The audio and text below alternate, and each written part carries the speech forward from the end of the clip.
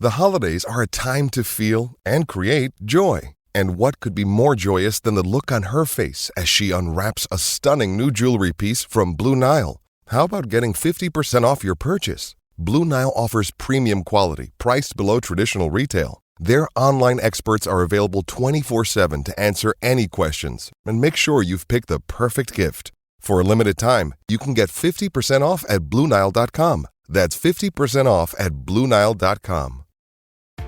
This episode is brought to you by Columbia Sportswear. It's snowing again, and that wind chill is killer. But you're not worried about that because you shop the Omni Heat Infinity Collection. It's warmth perfected with tiny gold dots that reflect your body heat inside and protect you from the cold outside. No snow or chilly temps can stop you now. Go out anyway. Shop the Omni Heat Infinity Collection now at Columbia.com/infinity. My football team's got me drinking. My football team's got me drinking. Give me beer, whiskey, wine or gin, anything to shake this mood I'm in. My football team's got me drinking. Back at it again with another episode of the Shades of Blue Soccer Show. We are the Blue Testament. My name is Cody Bradley. I've got Thad Bell and Robert Russert here with me, as always. Vermes just had a press conference. It might not have been encouraging, potentially rather discouraging. We've got the MLS draft, some homegrown signings. So, yeah, we've got a lot to get to here. But this is the first pod of the new year. New president, new beginnings. I want to hear what you guys are doing. What's new in your worlds? Thad, what's new in your life? Tell me something about your life. I have a women's soccer team to cover again. That's new. Yeah, yeah. We haven't had a chance to talk about that yet. We should devote an entire podcast to the KC NWSL. I'm calling them the nameless team still because that's Nameless Women's Soccer League. Yeah. All right, Bobbert, what's going on in your world? Oh, always wanting to explore different avenues. So I don't want to reveal quite what it is, but looking into exploring an industry avenue in the music world. So we'll see what comes of it. Robert's going to drop a mixtape, huh? No, not performance, believe me. Oh, so you going to start your own rock band or what? Not performance, no. I've been practicing blues harmonica, man. Have you? Okay, practicing means annoying my daughter and wife with it, but nice. We're gonna have to get a recording of that. We'll play it as our outro music one of these times. So you better get better at it. I actually got a like instructional video on how to do like a very basic blues chug is what they call it. So I've got to practice it when they don't hear me, which is hard to do, but I want to be able to surprise them with actually doing something that sounds right instead of annoying. That is just the most Thad, quarantine activity that I could think of. I could never have guessed it, but upon hearing you say it, it's like, yeah, he would be doing that. Well, would you like the rest of the story? It's just a very small. Yeah, sure. Sure, go for it. The only reason I would even be doing this is thanks to the people who lived in this house before us. Somehow they left like 5 harmonicas in this house. In the box, in different places around the house. They must have been like for harmonica emergencies or whatever. And slowly I've misplaced all of them, but one, and it's sitting on my table, the breakfast table, whatever table. Harmonica emergencies. I'm trying to imagine what that. Maybe they did it on purpose. I don't know, but it was kind of cool. The guy was a woodworker and all this other weird stuff. And I mean, I don't know how that would apply to harmonicas, but there was one like in 2 different cabinets in the kitchen, one in a shelf in a closet, one in like the woodworking room. So it was somewhere somebody's going, damn, where are all my harmonicas at? Very nice. Oh, we must say, rest in peace, Hammer and Hank. Hank Aaron passing away today. Yeah. Yep. Hammer and Hank Aaron. One of my heroes as a little kid. All right, yeah, let's start off with the MLS Not So SuperDraft. Yeah. Hey, there were a lot of trades, so come on. Yeah, so there were a lot of trades. So Sporting Kansas City with the 50th overall pick got center back Matt Constant out of UNC.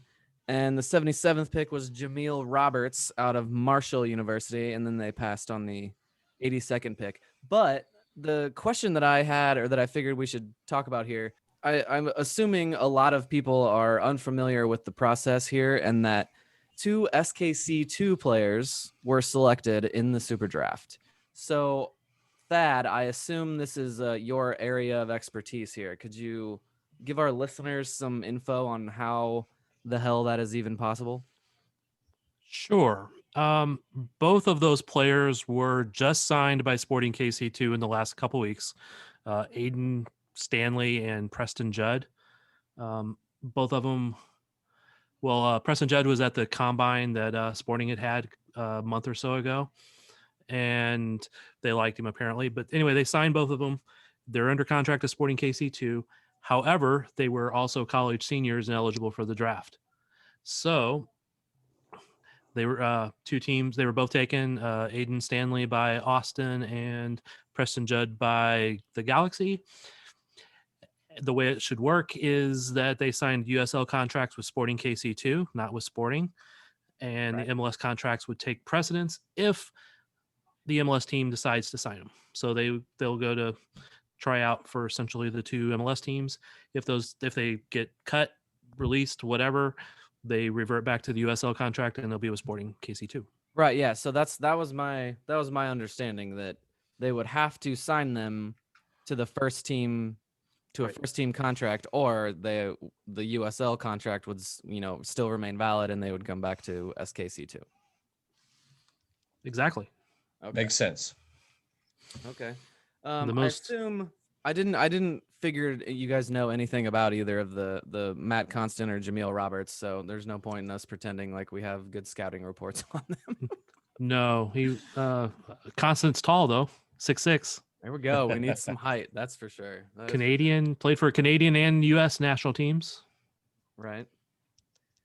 And I know if he somehow signs with Sporting or Sporting KC2 and that he has a bad game, I will use a very bad joke of a Matt of constant sorrow. Oh no. Oh God. Honestly, But- that was better than I thought it was going to be. A little more effort than I thought it was going to be. Well done. But I don't expect to ever get to use it. Okay, there we go. There's some there we go. There's some analytics on it. We're not it's from- expecting to see the super draft players, I guess. For me, And if we do, it'll be with drafting SKC2. Right. Right. Okay, so they are not the only new players that we've gotten in this offseason. Sporting KC recently signed some homegrown contracts, and I assume you do have some knowledge about them. Some Some of them. So they got knowledge. midfielder Yeah. Grayson Barber, goalkeeper Brooks Thompson. That is definitely a goalkeeper name. That sounds like a goalkeeper. And Sounds then, like a refined goalkeeper, Brooks Thompson. yeah, he sounds like from Connecticut or something. Like he's rich. And then there's the forward Ozzy Cisneros, who he is destined to be a good player with a name like that. He's gonna be famous for something. Ozzy Cisneros. Well, Sounded more like a baseball player to me, though. I was gonna say the exact same thing. yeah, that's just because of famous Aussies, though. Sounds like a shortstop. Uh-huh. So, what do you know about him? Tell us about Grayson Barber. He was from the Sporting Academy, played for a few years with Sporting Academy, went to Clemson, was one of the better players there with a very good Clemson team. I think a couple of them actually came out in the draft and got drafted. So it's probably good, one of those good moments to sign back with the home team and not go back for a bad team, I'm guessing, after a depleted team. Clemson will be still good. What kind of midfielder?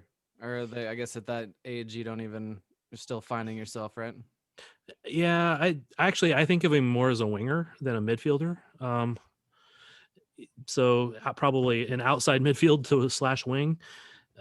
He has the ability to beat some people on the dribble. He's got a little bit of size, not huge, but he's got a little bit of size. I'd be very interested to see. I would expect to see, if we see much this year, it would be with SKC2, but I still question how much development is hampered by going to college versus staying and practicing with the first or second team, but this will be a really good, interesting test for that. Yeah. And then there's goalkeeper Brooks Thompson. I really like Brooks Thompson. The knock on him is he seems to already be injury prone. He signed when he was 16 with SKC2. How the hell are keepers getting injured? They just stand there for 90 minutes. Uh-oh. Probably falling over after somebody chopped him. But he signed when he was 16, got injured pretty quickly, didn't play a whole lot when he was 16 for that first year. Last year, I think made 6 or so appearances, made some amazing saves, played really good, solid games. And I've actually heard that he was actually assigned last year. They just didn't announce it till this year. But signed him, and I like him. It's a good young keeper core there between him and Pulskamp. Will he beat out Pulskamp? Would say Pulskamp's a little bit ahead of him right at the moment.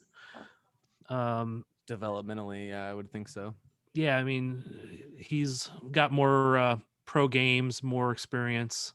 But at one point, I know both of them were like in the top 10 of a couple different places rated keepers in the U.S. for, American keepers at that age group. Okay. Oh, I didn't know that. Good. Learn something new every day. Look, we're divulging information. Quality podcast we've got here. Yeah, every once in a while you ask me stuff and I know it. Okay, the forward, Ozzy Cisneros. Do we know much about him? I've seen him play like 3 times now, I think, maybe 4, something like that. He has a lot of ability. My question is, will it translate up? Hopefully they know better than me, obviously. But when I've seen him play against older players, he didn't seem to compete well. When I saw like Busio play against older players, he would raise his level up to him. Same for guys like Palmer Brown and Lindsay and guys like that would seem to raise their level. Times I've seen him, he just didn't seem to raise his level. When he was going against kids his own age, he was obviously the best guy on the field, or one of the best guys in the field. But he's at times been rated the number 1 player in his age group. So again, hopefully these people know way better than me, and maybe the games I saw him was flukes. Right. The question remains on if they could actually help the team right now, because the Peter Vermes press conference this last week here didn't necessarily spark too much excitement. But let's take a break before we get to that. We're going to take a break, and then we'll talk about the current roster and prospects of adding to it. So we'll be right back. When it's a football night, when it's a football night, we can gather all our friends all around the Zoom. That's not a better thing to do. When it's a football night, when it's a football night, when the final whistle blows, we're gonna celebrate tonight. When the final whistle blows, we're gonna celebrate tonight. When the final whistle blows, we're gonna feel alright. All right. Peter Vermes press conference on Thursday gave us some updates. Ooh, the women just scored a 3rd goal. That's what that ding was. Gave us some updates on Erik Hurtado and Felipe Gutierrez. He doesn't seem very optimistic about bringing Hurtado back. They gave him a bona fide offer, as it is legally known. And sounds like that was turned down. So he was basically just like, I don't even know what Eric's doing. Isn't that kind of what he said? Well, for quote wise, I think you're conflating both Gerso and Hurtado a little bit. Quote wise, that was exactly what he said about Gerso, was that they made a bona fide offer and he rejected it. And as far as he knows, he's not on the team. Right. Hurtado, when I asked about him, he told me, I don't know what he's doing. I don't know if he's signed somewhere. So, well, yeah, that's what I was. Okay. Yeah. But he's never really said that they made a bona fide offer to him or not. Okay. It just kind of went with that. So yeah, the quote there for Hurtado is, Eric, I don't know if he's signed with someone. I have no idea. But I don't know if he signed with someone. That would mean he sure as hell is not on our team. Yeah. Yeah. And like I said, I'm just making sure because Gerso was definitively offered a bona fide contract. So they would have his rights. I'm just not so sure on Hurtado. So what do you guys think? So let's just assume Hurtado's gone. Are we missing him? Do we need him? Well, can we talk about this a second? Do you think a lot of this is just driven by the economics of the pandemic? And hey, we're doing what we can to make the offers we can financially to these guys. What do you think? No. Because they would, you got to remember the MLS contracts are covered by MLS. So, for the regular roster guys, if they're not a DP or something along that line, that contract's all covered by MLS. So that's not coming out of the owner's pockets. And, yes, there's issues with the MLS, CBA negotiations and all that stuff, but the regular roster signings shouldn't be affected by that at the moment. Now, there might not be room on the roster, or they might be saving room on the roster, the salary budget for somebody else. But then there's always the TAMs and GAMs and all that Garber buck stuff that they could do something with too. I was gonna say. So I don't think it's budget wise. I think it's that value wise. Like, okay, Gerso isn't a starter. He offers this. He has these strengths. He has these weaknesses.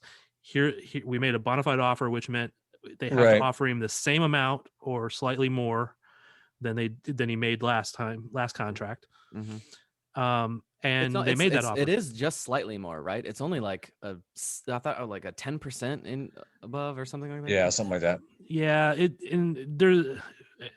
there's a little confusion because of which version of roster rules you read, and maybe it changed because of pandemic or something like that. But it's at least the same amount or 5% more. It's at least one of those two. Right. Okay. But plus there's age groups and stuff like that changes it too. I'm much more surprised by the Hurtado than I am Gerso. Gerso, fine, but Hurtado, wow, that leaves us with Shaoli as a backup up front or a starter, or we're almost in. We must or be a bunch of homegrown signings, or a bunch of homegrown. You were saying here before we started that the team is going to look very different than we thought it was going to. It could. It very well could. And you got to remember too, Busio played out there some. Duke could play out there. Hernandez could play out there. Not saying that they're going to be improvements over one of those guys, but yeah, I think most fans were hoping for a little more exciting of a player, an established player, rather than hoping one of the young guys could come around and perform above what we've seen. And I could really easily see not a lot more players, attacking players until the summer. I know Vermes likes to have them in for spring training. And the summer guys always seem to come in and not do very much with Sporting, but this being a different year with pandemics and travel and all the CBAs and not knowing when the league's really going to start, I could see that maybe affecting somebody like that. On the back end of it, though, they really got to get at least one more defender, one more center back. Yeah. So, has there been an announcement spring training starts February 1st like it usually does? No. Okay.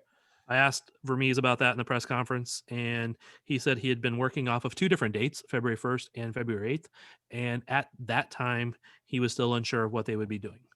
So the plans are still completely in the air. They've not announced if spring training is in Arizona. They've not announced anything. What a shit show. And all right, then that's the title of the podcast.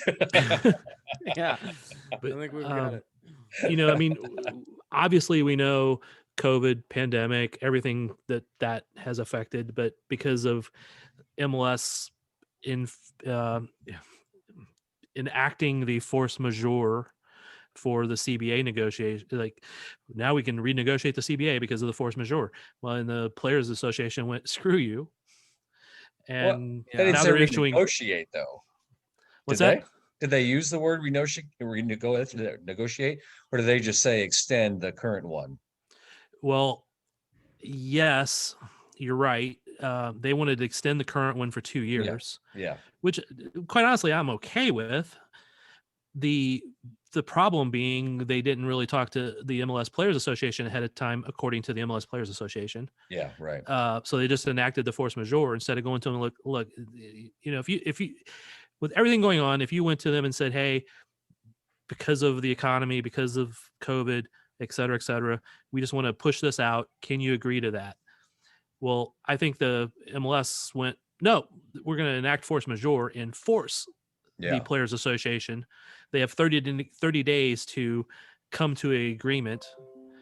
And if they don't come to that agreement, then the CBA can be nullified and they can have real labor problems. So it should be lots of interesting topics. So, Cody, I know we're going off your plan a little bit, but you guys read Garber's letter. Were you surprised to see the players got 90% of their salary last season? Were you surprised by that in any way, or? Surprised as in you think that is a high amount? No, I was surprised that they didn't get a full. Was that Yeah, a little right. bit? A little bit. Were you No, surprised? that was- I mean, I guess not surprised. I mean, but Yeah. it does suck. No, it was negotiated. They come to an agreement to reduce it by, I thought it was 5%, but whatever the number was, the Accurate partial information. Yeah. well, I think it was they said they had agreed to drop by 5%, but it may have been something to do with the number of games played or something also. Yeah. So yeah, that didn't surprise me that they didn't receive all of it. That was part of the issue. Well, I guess we can bring it back to Sporting KC here. The other update we got from Vermes was about Gutierrez. That seems a little more optimistic than Erik Hurtado. Personally, I very much desperately want him to come back. I would love to see him in a full, healthy season. Yeah. And I would love to see him back in full and healthy. My question is, will he ever be? right.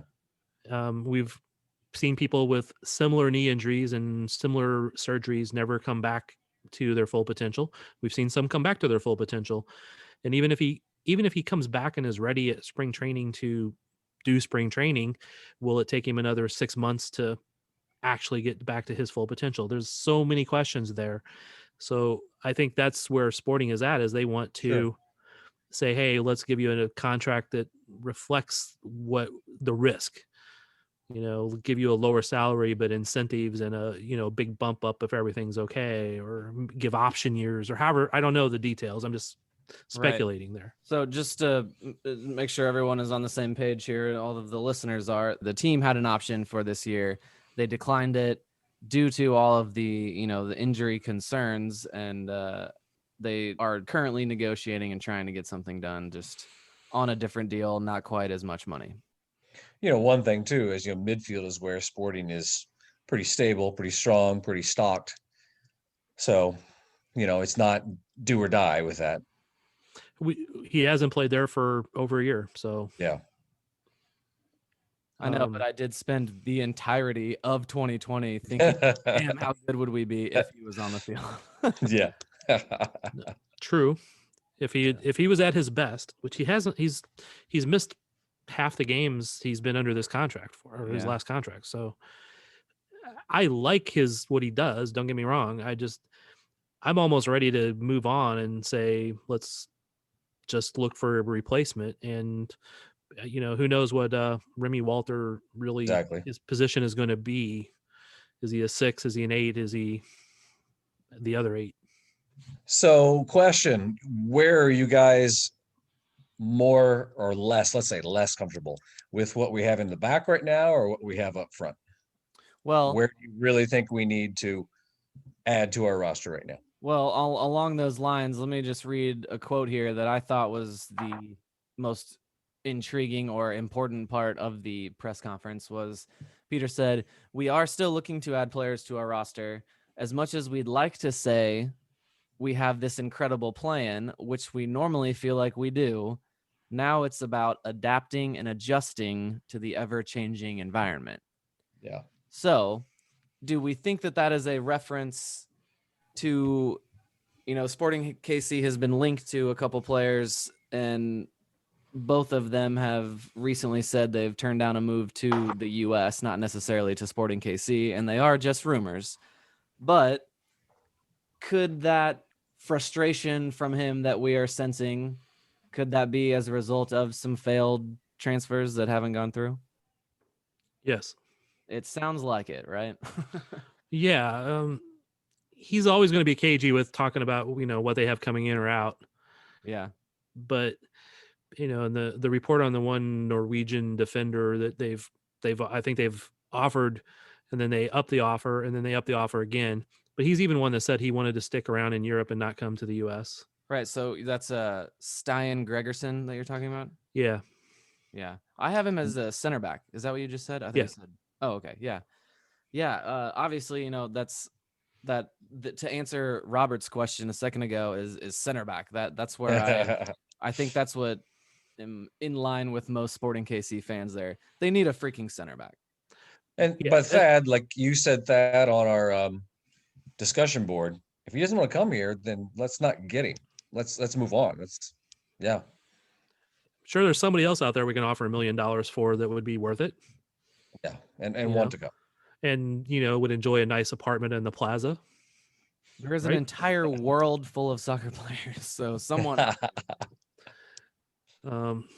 Yeah, so I don't know why they want that guy so bad. If, again, we're going off of reports in Norwegian media, and I don't know if they're more reliable than American media or British media or South American media or Ghanaian media, but I don't trust any of them. Well, how do we know? Did the player say he doesn't want to come to the United States, or are they offering more money because they were told that just the offers before weren't enough money? He had, again, translating from Norwegian. Yeah, that was the problem there. It sounded like he said he did not want to come to America at this time. He wanted to stay and go to one of the big 5 leagues, which is what the French midfielder winger guy, Samuel Grandsir. Yeah, that guy.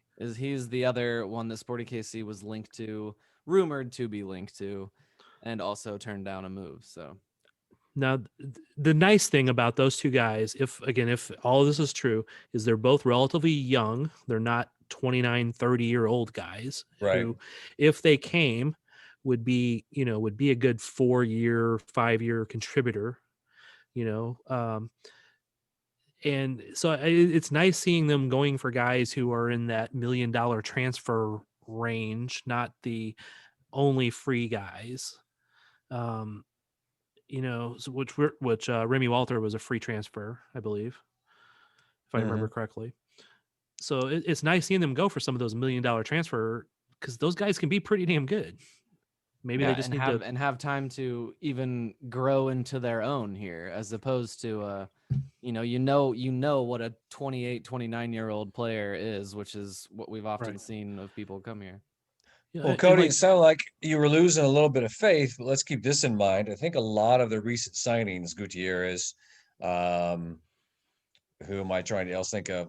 Gotti Kinda, etc., have been pretty late in the preseason, so there's still time. There is still time, and not knowing when the preseason ends or starts, or the season starts. Yeah, and as Thad was saying, that is a good thought about the summer, that a lot could happen, when other leagues end, when the season ends for Europe and other places around the world. That is definitely a good thought to keep in mind, but no, they don't tend to do as well. So trying to keep a positive spin or positive thought, right? On the forward line, we would still have a starting line of Johnny Russell, Alan Polito, and Kyrie Shelton.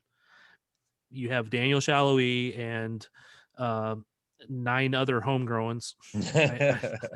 I know. Come on, Tyler Freeman. I know some of them are keepers. Wilson Harris. We haven't even mentioned him. He's got a great nose for goal.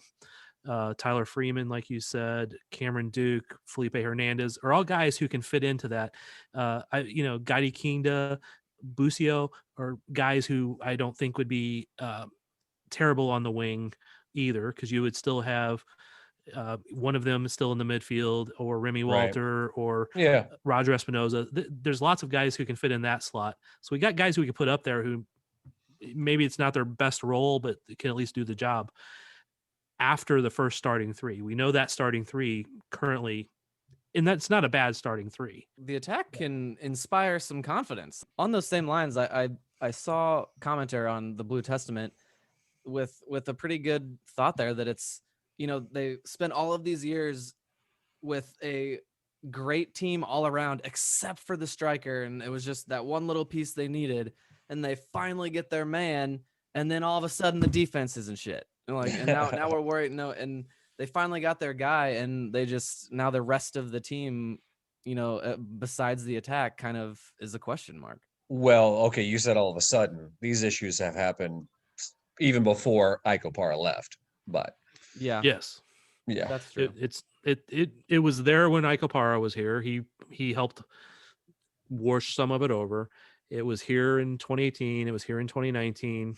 It was here in 2020. There's so last year, we still have three center backs right now: Puncec, Fontes, and Smith. Yep. Maybe they can find another one somewhere to put some depth. When Fontes and Puncec was out there, they weren't bad. As long it's more about the total package than it is about one center back being fast or slow. It's about the guys in front of them doing their job and having some speed on the outside. Lindsay, Dia, Martins, etc. So we tend to focus as fans and as analysts that this guy is not as good as that guy, but sometimes it's the package of how they work together. Sure. So if they're working together, when Sporting works together well, they can be great. Thad, that was very good, but I'm not gonna lie, we gotta go back.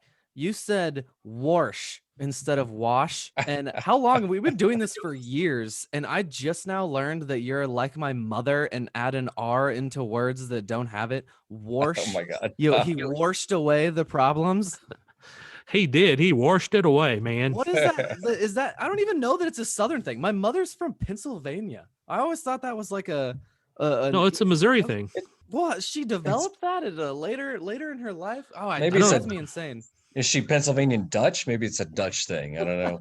I'm definitely not Dutch. It's okay. Anybody who listens to this, comment on the post. I do put that R in Warsh quite often. Sometimes I say it correctly. Sometimes I don't. More often don't. I admit it. I don't spell it that way. But people go ahead and inform Cody and Robert. It is a Missouri thing. It's like rural Missouri places have it. I grew up in boonies.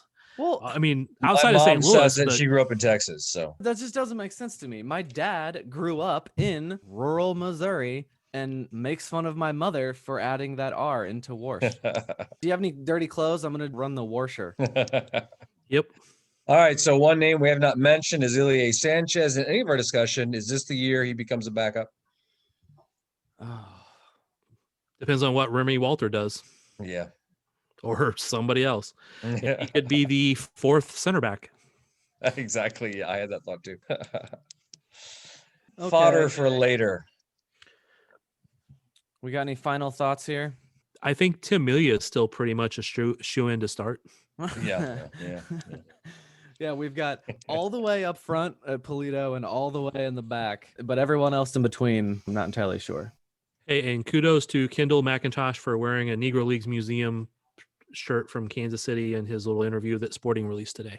Hey, well, what do you think of the T-Bones changing the name to Monarchs? I was just about to say that, yeah, in a partnership with the Negro Leagues Baseball Museum. That's cool, right? And I believe they've refurbished Sporting's old home. They are doing that, and they're doing that in conjunction with the women's team, KC and Is the WSL. women's team paying for some of that? I believe they are. Yeah. They are working to, unlike when Sporting, the Wizards were at T-Bones, the owners of the T-Bones at that time they were not the best host. They took the money and weren't the friendliest about it. This sounds like they took a lot of people's money and then didn't really do what they were supposed to do with it. And that's why they were in like $500,000 of debt and had to get rid of the team. But they, for example, they wouldn't let Sporting move the mound. The mound was sacred, Right. they said. Yeah. But yet the Yankees and the Cardinals can allow soccer games in those stadiums and move the mounds. I don't think those are less sacred than the damn T-Bones mound. Yeah. Yankee Stadium's mound isn't sacred, but Community America Ballpark. Yeah. No, it's code for our groundskeeper sucks, so we don't want to mess the mound. Yeah. If I remember correctly, the Wizards were going to pay for a mobile mound, like one that could be brought in and, moved. And I don't know how that works, but they were going to pay for it, because what it would have done was it would allow the field to be closer to the first base side. The fans would have had a much better experience. Mm-hmm. It would have moved that field 30, 40, 50 feet closer. But anyway, the current Monarchs is working with the NWSL team to do that. Sweet. And Sporting is working with the NWSL team to help them with stuff too. When they did the draft, they were out at Pinnacle. Yeah. And they worked with them to get them space down at Swope to practice until they have another spot built. So yeah, I was happy to see that announcement. I'm excited. The memorabilia is cool, at least. Not that I'll be going, not that I'm buying tickets right now to the games, but memorabilia is cool. Yeah, we'll see some NWSL Sporting doubleheaders. No. No, I mean as far as one at T-Bone or Monarch Stadium, one at Sporting. Oh, perhaps that. Yeah. I would assume they would. Afternoon, evening. Sporting would try to avoid that. I would think, at least. I don't know. You think? Okay. I don't know. Or maybe the Legends would try to avoid that just from the traffic. Screw the people. It's about the money. What'll be interesting is when the NWSL team gets their new stadium built, which is in conjunction with Home Field, which is Rob Heineman, Greg Cotton, Dave Ficklin, and some other former Sporting Club people.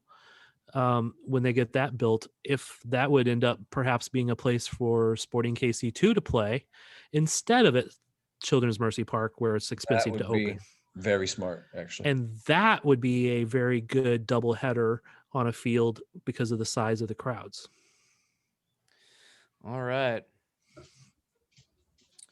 Well, I'm going to wrap things up unless anyone has a final thought. Thad, do you have something prophetic to say? Absolutely not, man. I think I've spoke way more today than I do on a normal pod. You did. This was a very Thad-heavy podcast. A lot of Thad experts. I have an observation. Yeah. It's a better podcast than I thought it was going to be. More informative. You know why? Because I spoke. Well, yeah, there you go. That's why.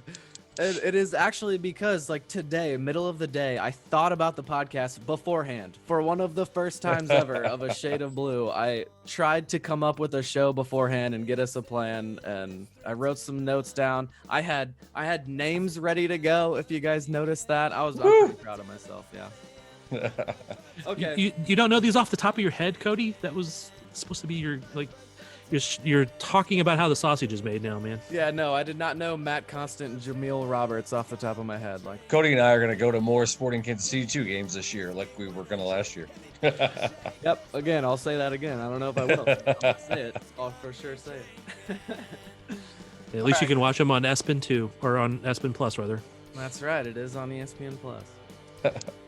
All right, guys, be sure to follow us on Facebook, Twitter, and Instagram at Blue Testament KC, and join us at thebluetestament.com and leave us a comment. I would say go Sporting, but they don't have a game anywhere even close to coming up, so I'm going to say go Chiefs! Don't seem so tough, and 3 own goals ain't all that rough. Our skipper has just been sent off. Supporters strong have all gone soft. My football team's got me drinking. My football team's got me drinking. My football team's got me drinking. Give me beer or whiskey, wine or gin, anything to shake this mood I'm